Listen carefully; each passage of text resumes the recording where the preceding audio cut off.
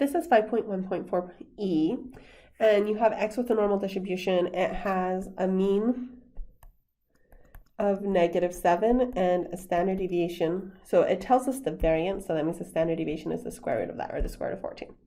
Okay, I like to have that just help me out in the rest of my work. Okay, let's see. So it tells me the probability, but it has this absolute value. So the absolute value of x plus 7 is greater than or equal to 8. If I can just get rid of that absolute value, then everything's going to be easier. There's actually two different ways you can do this problem. This is the way that I think of first because it's more intuitive. The other way is probably actually a little bit faster. But let's think about it this way. If you think back to your algebra classes a long, long time ago, when you have absolute value, like the absolute value of x greater than or equal, I'll just make up a different number here so we don't get confused. If the absolute value of x is greater than or equal to 5, then that means on my number line, if this is 5, it means it would be any x values greater than that. So the absolute value of anything like a 6, a 7, an 8, the absolute value of those would all be bigger than 5.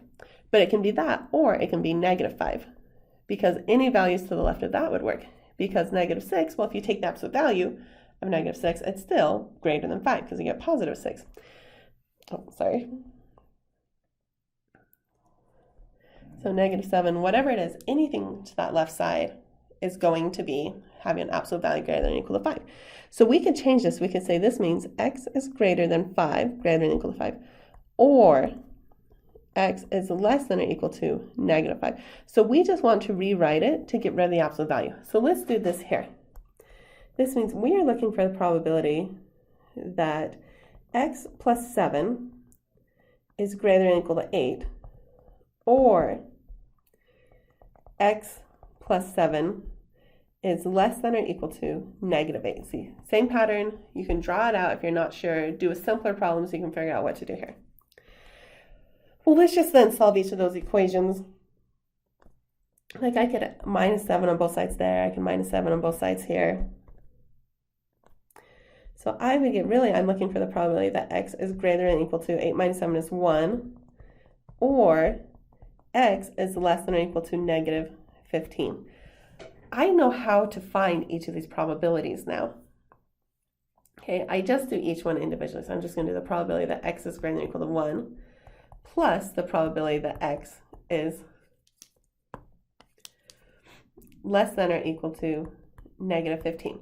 So at this point, I'll assume that you can do both of these, okay, just like we've been doing with everything else. We got rid of the absolute value, just change each of these to z values. So you'll need to figure out what z equals here, what z equals here, and you'll need to draw a picture. So if this is my x's, here's -15, and I want to shade everything to the left, and I want to find +1 and shade everything to the right.